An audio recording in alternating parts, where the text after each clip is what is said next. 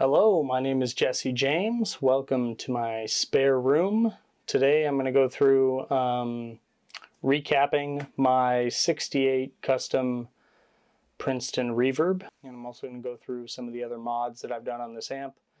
But there's going to be a little bit of teardown and a little bit of going through the procedure for recapping. So check it out. Hope you enjoy. Okay. As promised, this is a 68 Custom Princeton Reverb from Fender. So we're going to want to start by unplugging it from wall power.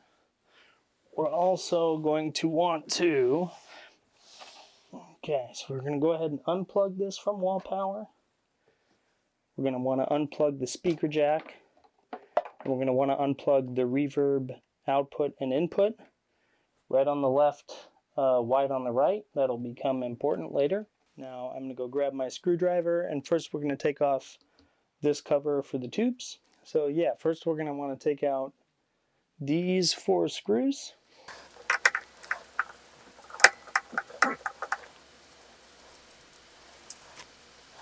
And these little screw holders or washers may or may not come out with the screws.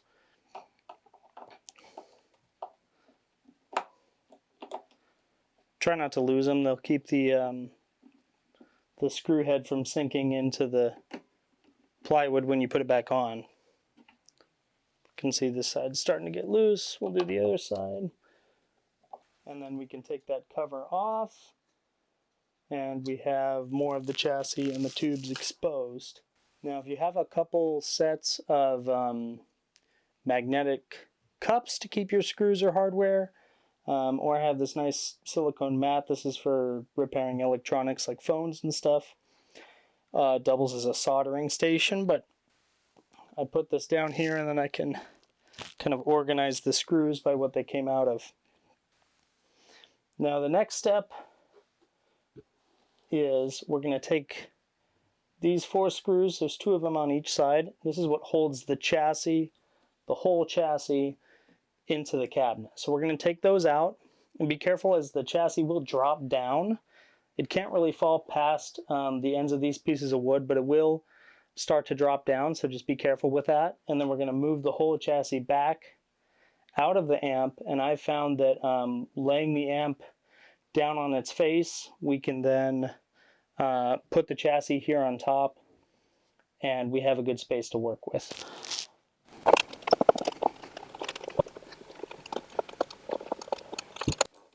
Okay, we've got the screws out of one side.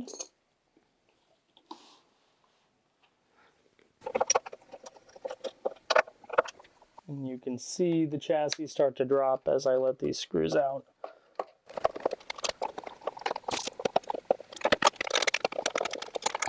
Now, I'm not sure if it's easy to tell, but at some point, before I owned this amp, these screws got pretty bent. Must have had the chassis out due to a previous repair and put it in maybe not straight. So I do have a new set of screws here to put in when I put the chassis back in, so that I can have straight screws instead of these bent ones, and hopefully avoid any kind of cross threading or anything like that. So now what I'm going to do is I'm going to pull the chassis out the back of the amp, and then I'm going to lay the amp forward so I can rest the chassis here on these rails. And I'm going to be kind of careful when I do this.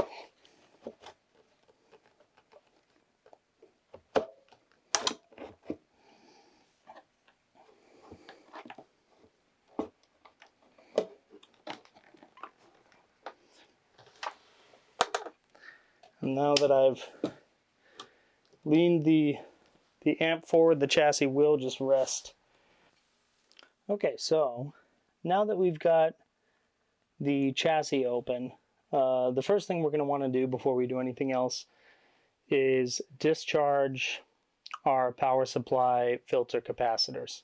Now, our power supply filter capacitors are these. They're all the really big ones. They may be in a different place on your amp, depending on what amp you're using, but they're going to be all of these large capacitors. And the reason we have to discharge them is because they're going to a lot of times remain charged for, it can be even days or weeks after being disconnected from wall power, and even after the amp is off. And I can demonstrate that for you. I'm going to put the voltmeter here in view. Now, I haven't used this amp in a couple days, but if I check this first capacitor, now you can see it still has about 8 volts on it, which is going down. That's due to the multimeter. But you can imagine, I haven't used this amp in days, and these are actually the capacitors that I'm going to replace. So, but they can be fairly highly charged even when not in use. So what we can do is we can go ahead and I'm going to take an alligator clip and I'm going to ground it. That clip is connected. This is a 1 mega ohm resistor, and I'm going to clip the other side to the positive end of the filter cap here. And what that's going to do is allow that capacitor voltage to bleed to ground very slowly with the 1 mega ohm. So you can see we're down to 5 volts, 4 volts. And the reason we use a 1 mega ohm resistor instead of just shorting it is, like I said, we want these to dissipate slowly and safely. We don't want to cause an explosion or arcing or anything like that that could damage us or damage the amp. Okay, once we've sufficiently discharged these capacitors. Now, like I said, this one was only at about 8 or 9 volts when I started, but these capacitors, especially when they're in good condition, like after we've done what we're going to do today, they could carry, you know, even a couple hundred volts. Okay, so now we're at less than 1 volt. So we're doing pretty good. Now, a couple of things that I've already dealt with on this amp. I've replaced this R10. This is the negative feedback resistor, which controls the feedback from the speaker jack back to the power amplifier. That will, you know, should tighten up the bass and give almost kind of a compression effect on the power section. This resistor has a higher value on the 68 customs than it does on the 65 customs, which basically means that less of that signal is going back to the power section. So I've reduced this. First I tried the capacitor value that's on the 65 reissues, and it was kind of too much of a change, so I settled for a value in the middle. I do believe that the 68 custom value is 5.6 kilo ohms, whereas the 65 would be 2.7K, and I think I settled on like 3.3K, so somewhere in the middle of those two values. I've also replaced these two capacitors here. Those control the speed of the tremolo circuit. This allows the tremolo circuit to be a little bit slower. I've also replaced this resistor here, which is R14, which is the tremolo depth, so it should be a little bit deeper. That's another one that I chose one value, and then I didn't like it, and then I swapped for a different value. I don't exactly remember what those values are, but I didn't quite go for the maximum allowed there, because the tremolo on these amps gets pretty thumpy when you do that, which to me was not super attractive. Okay, so I'm going to replace these filter caps as well as some cathode bypass caps.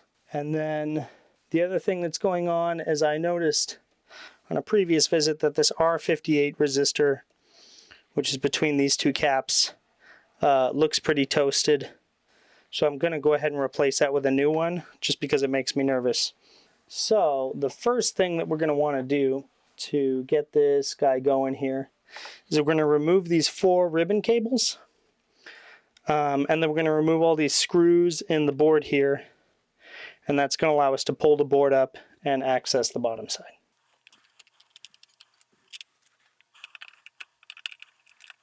On these reissues, at least on mine, there are these little plastic clips in the board that keep the screws from falling out, so you don't really have to worry about the screws falling out of the board when you loosen them, but you should be careful anyway.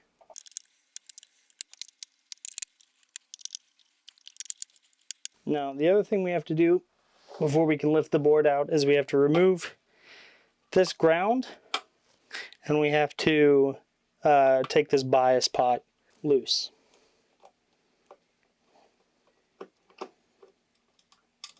Now we're going to save this screw. This one isn't saved by a clip. And then we're going to need a wrench for the bottom of this to be able to get this bias pot loose.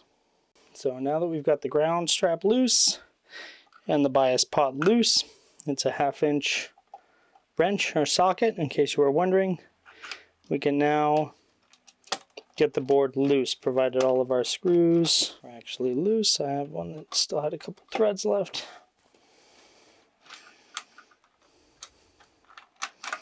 Okay, so once we're able to lift up the board, we can kind of get started with what we're doing. So we're going to go ahead and clip the leads on these caps. We're going to clip it so that what's remaining on the lead is pretty straight, and that's going to help us when we go to try to remove the leg and desolder it. And you may find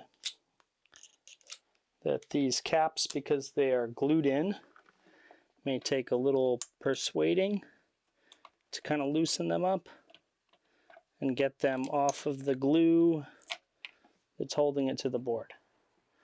Okay, and we don't have any obvious leakage, but these IC caps on these Fenders are a known issue. The reason I'm doing this is because it's been a pretty noisy amp in the time that I've had it, and also the bias measurements seem to be a little bit off. So I'm hoping that replacing especially this R58, this toasted resistor, and then these caps will kind of reduce the noise and hopefully give us a little bit better bias value when we go to bias this at the end. Okay, so the battery is dead in the capacitor tester, so I'm going to have to test these at a later date. What I'm going to do is I'm going to go ahead and remove these two, and I'll kind of do these a couple at a time based on location. It kind of sucks to have to pry these off because these Fender circuit boards can be a little bit delicate, but we just want to be able to remove these since they're glued on. And it's not 100% necessary, but it is nice to remove some of the extra glue with an X-Acto knife or a razor blade if you have one handy, and I do. So I'll just scrape some of this off. Okay, what I'm going to do is I'm going to prop this board up, and then with the soldering iron, I'm going to add a little bit of solder to these spots, and then I'm going to slowly pull these electrodes out. And I'm going to be very careful because the pads are known to come up on these Fender boards. They're pretty delicate. So just what I'm going to do is be nice and careful with it. Like I said, adding a little bit of solder to an old solder joint will help it flow a little bit.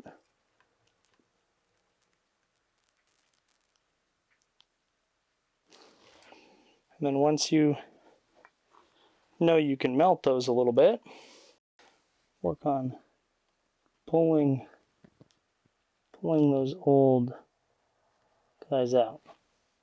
Okay, there's one.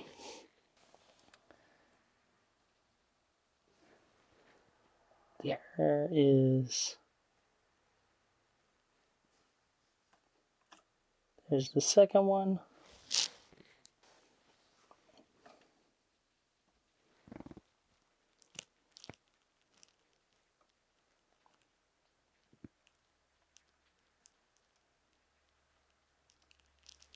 Third one.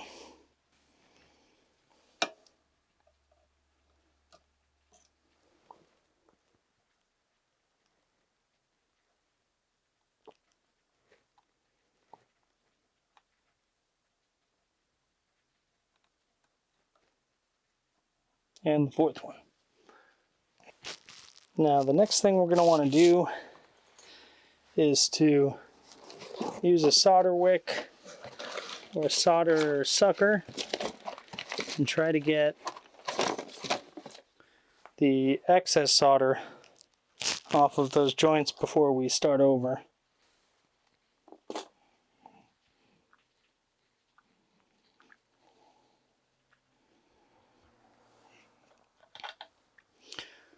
So we're going to lay our solder wick on there. We're going to try to soak up as much of the old solder as we can. And that will give us a fresh hole to work with. And also make it easier to get the new component in. Plus the old solder is usually lead-free solder, which can be brittle and can crack. So we're going to want to use some older fashioned leaded solder when we do these repairs, and that will make a difference in the reliability of the amp going forward. Okay, now I got these capacitors in a kit. These are F&T. I believe these are made in Germany. These are much higher quality than the Fender ones that were there originally. And you can see, hopefully, that they are marked positive and negative, or at least the positive side is marked.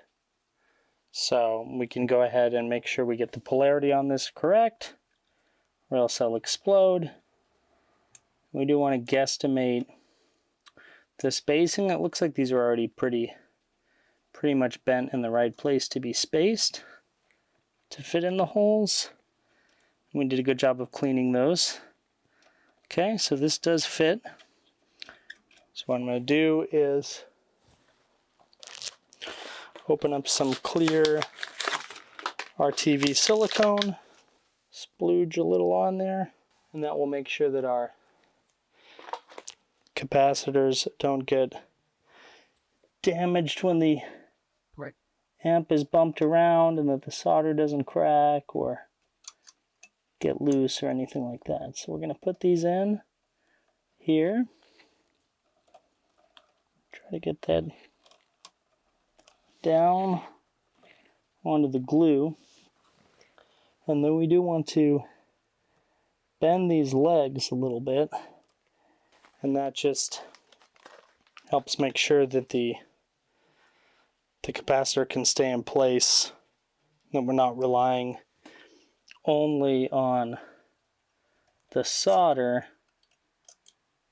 itself to keep the cap in the circuit board.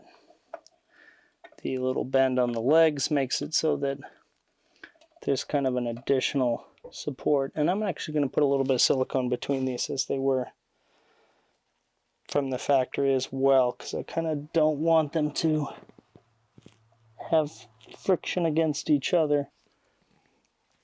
And then we're going to solder these on, and then we're going to clip the excess off of the ends.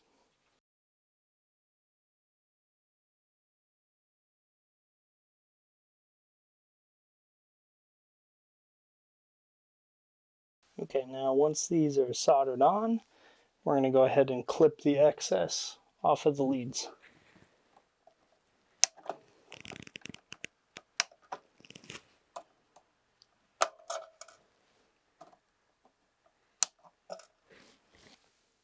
Okay, now that we've done that, we're going to repeat the process. Our other filter caps, our cathode bypass caps, which are these smaller ones, and also for that resistor that I mentioned before.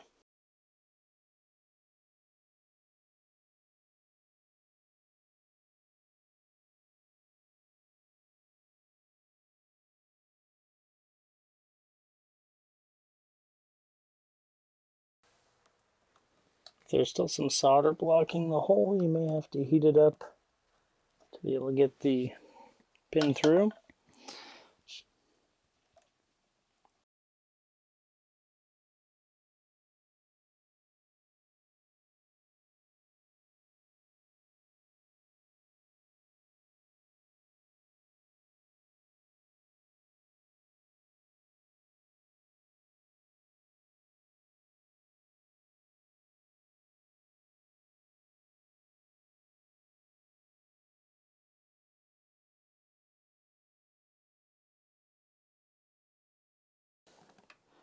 Okay, now we've got everything back in there. We've got our ground. We've got our ground and our bias pot back in. We've got all our screws back in the board. We've got a new R58 resistor. Got new filter caps here, and over on this side. We've also got this bias cap here, and then these black ones. There's 6 of them. Cathode bypass resistors have been replaced. I'm going to plug in the speaker. I'm going to plug in the reverb tank. I'm going to test it, make sure everything works before I put the chassis back in the amp. And also I'm going to check the bias and see if anything has changed since I replaced those components.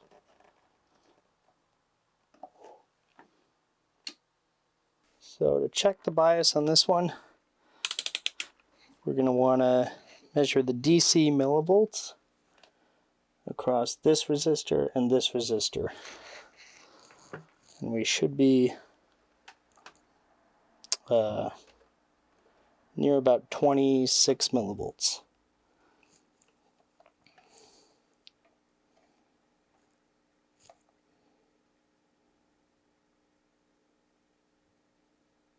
Okay, we're at about 20, and that's good because this was pretty low before. We were at about 12, and I could only get it to about 18 with the pot maxed. So I'm going to turn the bias pot ever so slightly. Okay, give that bias pot a little turn.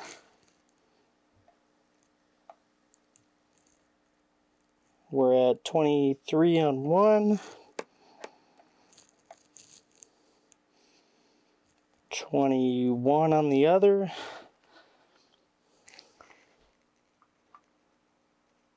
Give it a slight wiggle.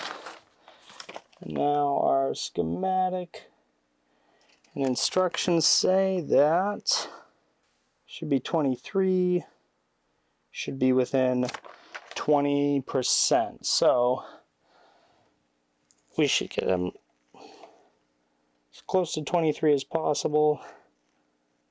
And they shouldn't be more than 4 different than each other. Looks like we have 22 and 24. I'm going to turn it just the slightest bit more. 22.7, 24. I think I'm going to leave it there and call that good. I'm going to just quickly check the B plus because that was low before. We're at 449. That was about 400 before, so it's way better. Now that we've got it working, let's hook up our attenuator and a guitar, and we can try it out.